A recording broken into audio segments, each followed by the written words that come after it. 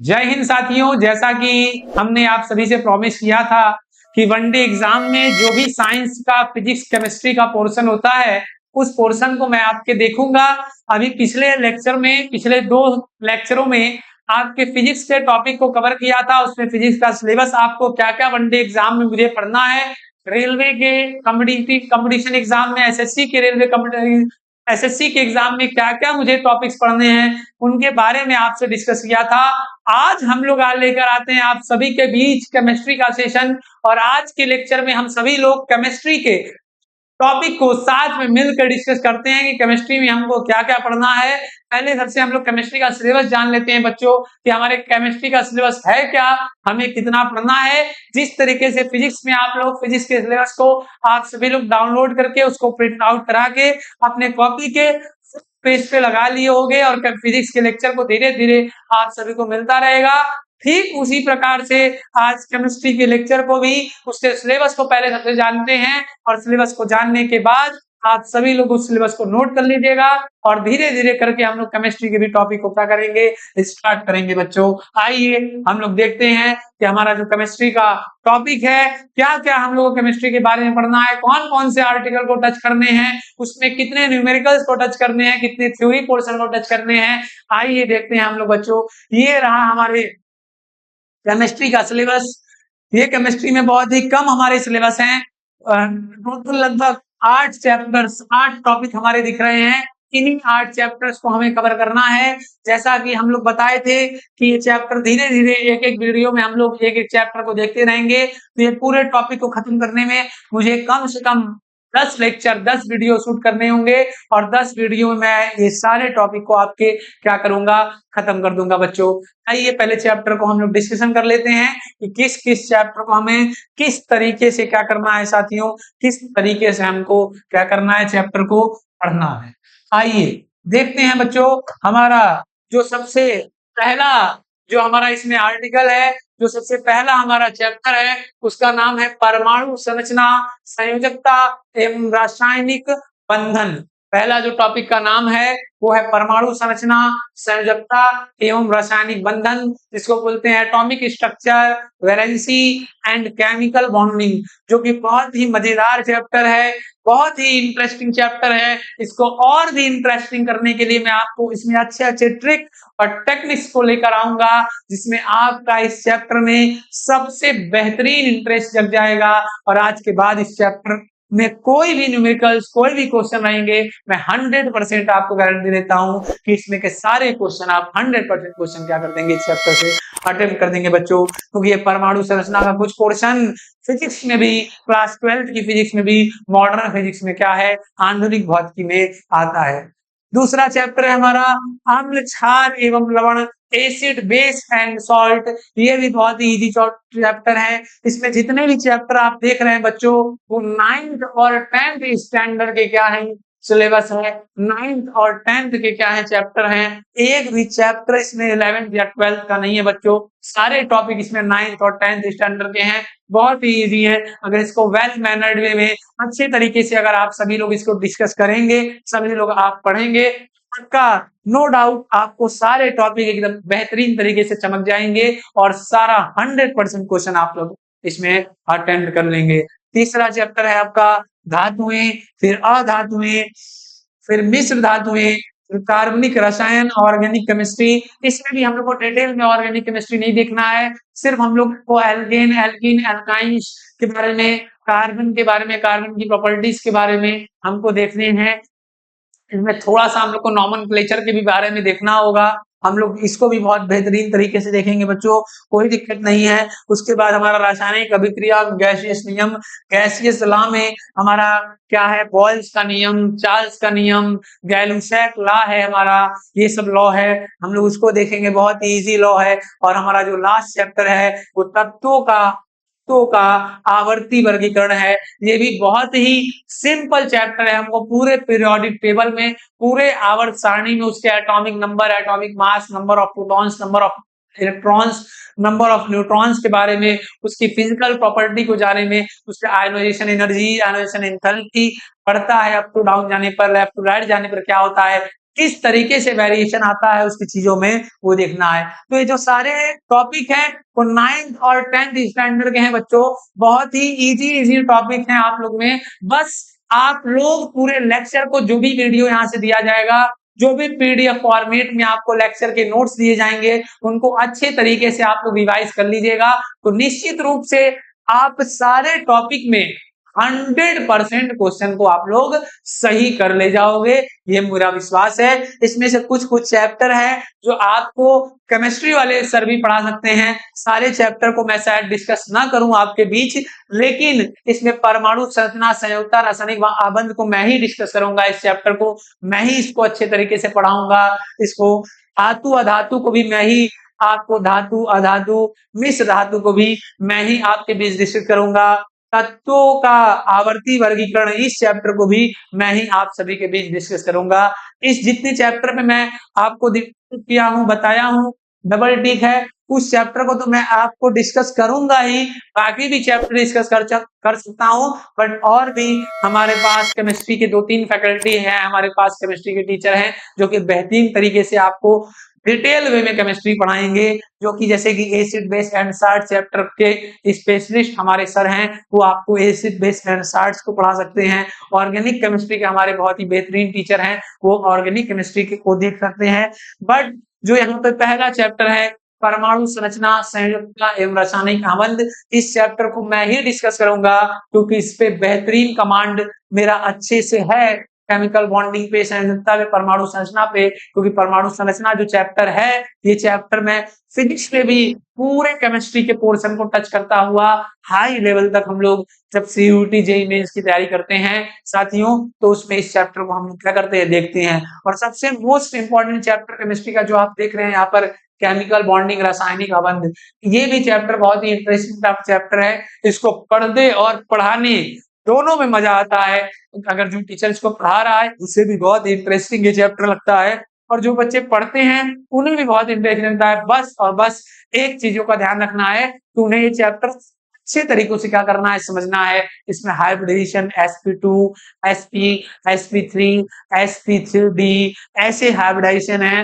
Hybridisation को मैं hybridisation निकालने का आपको कम से कम 2-3 तरीका सिखाऊंगा।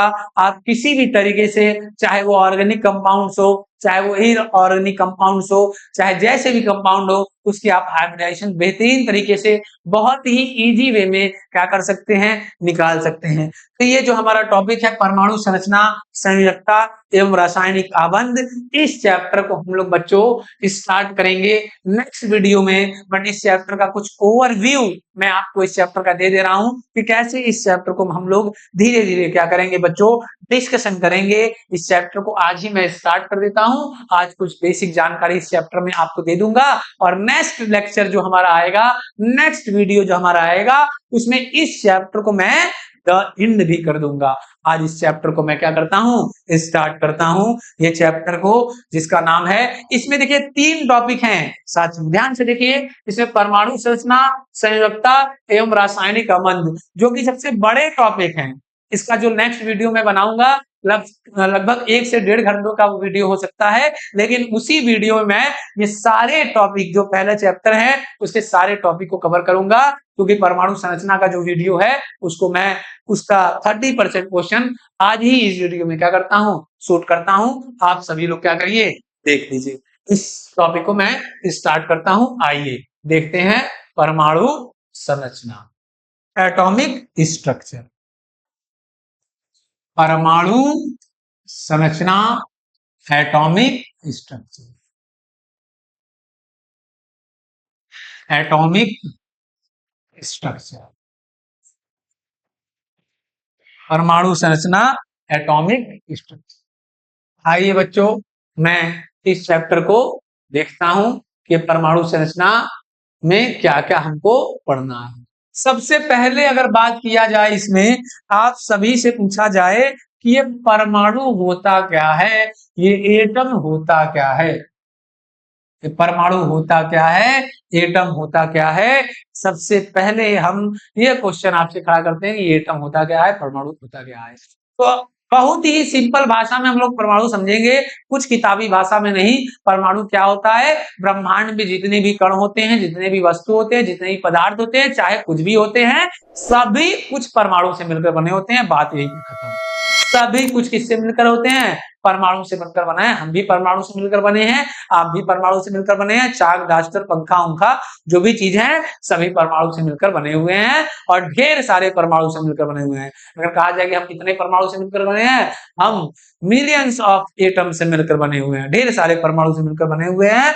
और परमाणु संरचना, परमाणु का स्ट्रक्चर अगर शुरू में देखा गया तो उसका डायग्राम इस तरीके से था बच्चों। इस तरीके से परमाणु को क्या किया जाता है? रिप्रेजेंट किया जाता है। इस तरीके से परमाणु को क्या किया जाता है? प्रदर्शित किया जाता है। तो जो परमाणु है, न्यूक्लियस इसका होता है। इसमें परमाणु का दो हिस्सा होता है, एक न्यूक्लियस और उसके साथ हमारा ये हमारा जो होता है सेल होता है, कोश होता है। ठीक है, cell, first cell, second cell, third cell, ये हमारे सेल होते हैं। और बीचों बीच में हमारा क्या होता है? नाभिक। अगर देखा जाए तो नाभिक है और नाभिक के बाद सेल। इसको क्या कहते हैं बच्चों? इसको कहते हैं नाभिक। और ये हमारा नाभिक के बाद सेल है। पहले सेल को हम लोग बोल सकते हैं के सेल, दूसरा सेल एल सेल, तीसरा एम सेल, चौथा एन सेल। ऐसे ही धीरे धीरे करके सेल हमारे क्या होते हैं? बनते हैं, कोश बनते हैं। थोड़ा सा अच्छा डायग्राम बना लिया जाए। यहाँ पर छोटा सा डायग्राम को मैं आपके बना रहा हूँ। पहला cell, first cell, second cell, third cell और फोर्थ सेल। ये हमारे एटम्स के क्या हो गए? डायग्राम हो गए। देखिए एटम्स के डायग्राम में इसको क्या बोलते हैं? नाभिक बोलते हैं। इसको क्या बोलते हैं बच्चों? नाभिक। ठीक, और ये हमारा हो गया के, एल, एम, एन। इसके आगे भी हो सकता है ओ। जो नाभिक होता है उसमें प्रोटॉन और न्यूट्रॉन निवास करते हैं। एटम्स के जो नाभिक होता है, न्यूक्लियस होता है, उसमें प्रोटॉन और न्यूट्रॉन निवास करते हैं। और जो सेल होते हैं, उस सेल में क्या होता है? सेल में इलेक्ट्रॉन्स क्या करते हैं? चक्कर लगाते हैं। सेल में इलेक्ट्रॉन्स क्या करते हैं? चक्कर लगाते हैं। सेल में इलेक्ट्रॉन्स चक्कर हमारे क्या करेंगे? लगाएंगे। अब वो जितने एटम्स रहेंगे, जैसे हाइड्रोजन एटम है तो उसमें 1 इलेक्ट्रॉन होते हैं, तो फर्स्ट सेल में हो जाएगा। हेलियम में 2 इलेक्ट्रॉन है तो दूसरे। इलेक्ट्रॉनिक कन्फिग्रेशन क्या होता है? इलेक्ट्रॉनिक विन्यास क्या होता है? इसको हम लोग अगले लेक्चर में देखेंगे। इसमें और भी कुछ बातें देख लेते हैं कि एटम में कितने पार्ट होते हैं बच्चों? एटम के 3 पार्ट होते हैं। क्या? प्रोटॉन, न्यूट्रॉन और इलेक्ट्रॉन्स। प्रोटॉन और न्यूट्रॉन क्या करता है? नाभिक में रहता है। और इलेक्ट्रॉन क्या करता है? उसके चारों ओर चक्कर लगाता रहता है। ये हमारा क्या है? एटम है। जैसे इसमें पूछ देगा, इसमें क्वेश्चन पूछ देगा बच्चों कि how many number of electrons, how many, इसमें क्वेश्चन क्या पूछ देगा बच्चों? How many number of electrons, protons and neutrons present in calcium atom. Calcium atom. अब कैल्शियम एटम क्या होता है? एटॉमिक स्ट्रक्चर जो पीरियोडिक टेबल होता है उसमें टोटल 118 119 एलिमेंट होते हैं। उसी में कोई एक एलिमेंट को ले लेगा कैल्शियम एटम और कहेगा इसमें नंबर ऑफ इलेक्ट्रॉन, प्रोटॉन और न्यूट्रॉन का नंबर बताओ, संख्या बताओ, इसमें कितने इलेक्ट्रॉन है, कितने प्रोटॉन है, कितने न्यूट्रॉन है। अगर देखिए कोई भी एटम अगर कहेगा बच्चों, जैसे कैल्शियम कह दिया तो कैल्शियम का एटॉमिक नंबर कितना है बच्चों? कैल्शियम का जो एटॉमिक नंबर होता है, कैल्शियम का 20 एटॉमिक नंबर होता है और जो मास नंबर होता है उसका क्या होता है? 40 होता है। अगर ये क्या है? इवन रहेगा, 20 क्या है? इवन रहेगा, सम संख्या रहेगा तो उसका द्रव्यमान संख्या जस्ट क्या हो जाएगा? उसका डबल हो जाएगा। मतलब इसका 20 एटॉमिक नंबर और 40 इसका क्या? Mass number. हमसे पूछ रहा है number of electrons, protons and neutrons. तो इलेक्ट्रॉन्स कितने होते हैं बच्चों? Number of electrons. अगर हमारा एटम क्या है? न्यूट्रल है, एटम पे कोई भी चार्ज नहीं है, ना ही पॉजिटिव चार्ज है ना ही निगेटिव चार्ज है, तो इलेक्ट्रॉन्स जितने एटॉमिक नंबर होते हैं वही एटॉमिक नंबर जितने होंगे वही क्या होते हैं? एटॉमिक नंबर के ही बराबर क्या होते हैं? नंबर ऑफ इलेक्ट्रॉन्स होते हैं। प्रोटॉन्स भी कितने हो जाएंगे बच्चों? 20, वही एटॉमिक नंबर के बराबर। चाहे एटम न्यूट्रल हो, चाहे एटम न्यूट्रल ना हो, कोई फर्क नहीं पड़ेगा, प्रोटॉन 20 का 20 होगा, लेकिन इलेक्ट्रॉन 20 होगा जब एटम न्यूट्रल होगा। अगर एटम निगेटिव चार्ज होगा तो 21 हो जाएगा, अगर एटम पॉजिटिव चार्ज होगा तो 1 घट जाएगा, 19 हो जाएगा। ये प्रोसेस है। अभी ढेर सारे एग्जांपल मैं आपको लूंगा तो बताऊंगा। तीसरा न्यूट्रॉन, नंबर ऑफ न्यूट्रॉन्स हमें निकालने हैं, तो नंबर ऑफ न्यूट्रॉन्स क्या होता है, mass number minus atomic number, mass number minus atomic number. Mass number में से हम लोग क्या करेंगे, एटॉमिक नंबर को माइनस कर देंगे। 40 माइनस क्या कर दिए, 20, तो नंबर ऑफ न्यूट्रॉन क्या आ गया बच्चों, 20 आ गया। ठीक, आगे हम लोग नेक्स्ट स्लाइड पे देखते हैं अलग एग्जांपल को। जैसे हमसे कह दिया, how many number of electrons, protons and neutrons present in sodium atom. आइए सोडियम एटम में कह देगा तो क्या होगा, कोई भी एटम का दे, सबसे पहले उसका क्या जानो, सबसे पहले उसका एटॉमिक नंबर याद करो। एटॉमिक नंबर अगर नहीं याद है तो सारी कहानी वहीं खत्म हो जाएगी। तो सोडियम का एटॉमिक नंबर क्या होता है, 11। और लेकिन 11 कैसा संख्या है, 11 है हमारा ऑड नंबर है, इवन नंबर नहीं है। तो ऑड नंबर जब रहेगा तो इसका डबल 22 करके एक क्या कर देना, बढ़ा देना। ऑड नंबर रहेगा तो उसका डबल करके एक बढ़ा देना, और इवन रहेगा तो जस्ट वही छोड़ देना, उसका क्या कर देना, डबल कर देना। आइए नंबर ऑफ प्रोटॉन्स, इलेक्ट्रॉन्स और हम लोग न्यूट्रॉन्स में चेक करते हैं। प्रोटॉन्स क्या होगा, वही प्रोटॉन्स क्या होगा बच्चों, वही प्रोटॉन्स होगा जो हमारा क्या है, ये है एटॉमिक। प्रोटॉन्स क्या हो गया, 11 हो गया। इलेक्ट्रॉन्स भी क्या हो गया, 11 हो गया। और हमारा न्यूट्रॉन्स क्या हो गया, 23 माइनस 11।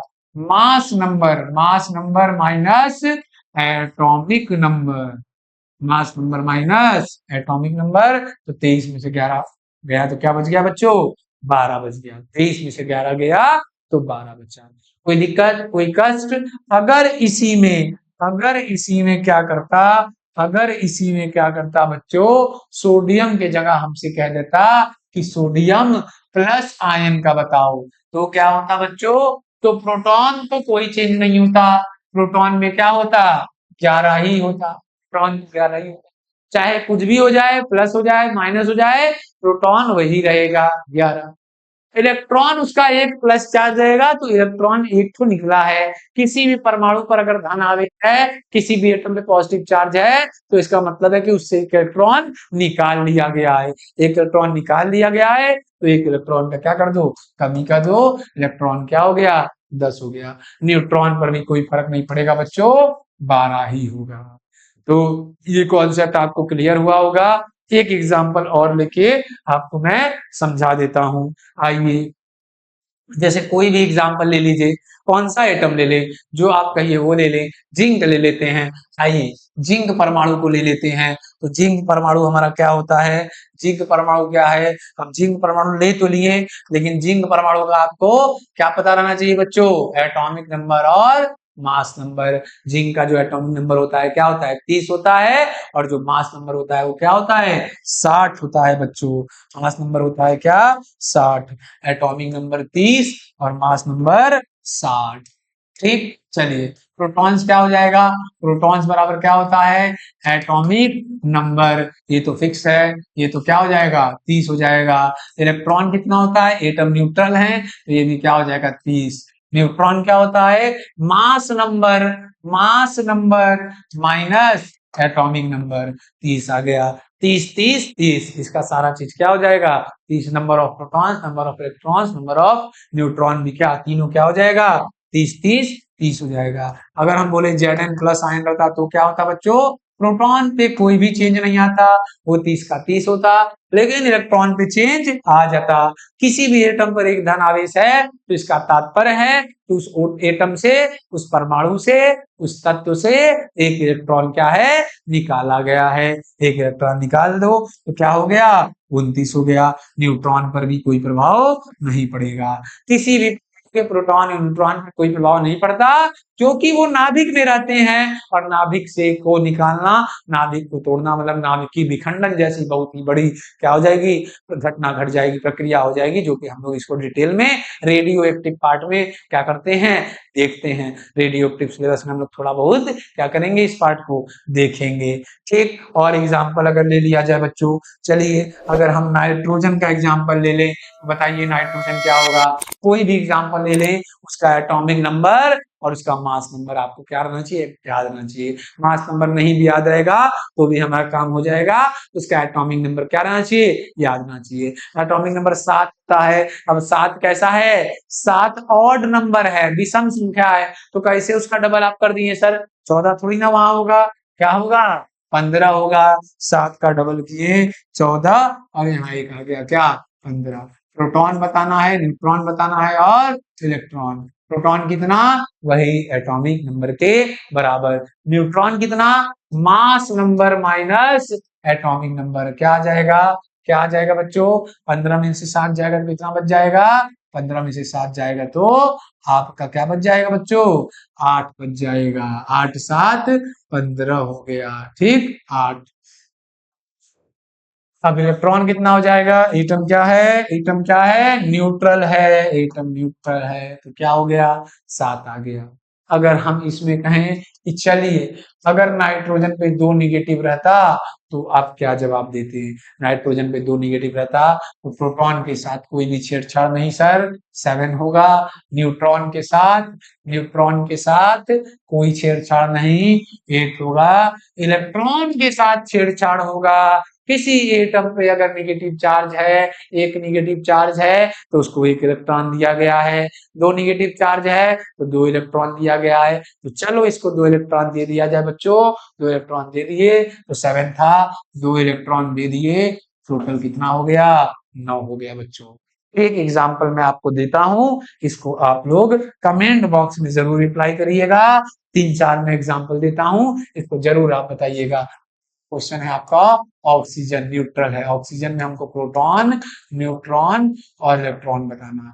दूसरा, ऑक्सीजन 2 निगेटिव में प्रोटॉन, न्यूट्रॉन और इलेक्ट्रॉन बताना है।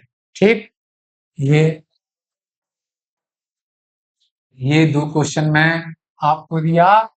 तीसरा मैं क्वेश्चन देता हूं आपको, मैग्नीशियम, और चौथा क्वेश्चन मैग्नीशियम हो गया, प्रोटॉन न्यूट्रॉन और इलेक्ट्रॉन का मान बताना है। और चौथा मैं आपको क्वेश्चन देता हूं, मैग्नीशियम आयन, मैग्नीशियम आयन। चौथा क्वेश्चन मैं दे दिया आपको, magnesium ion, Mg2+, proton, neutron और इलेक्ट्रॉन।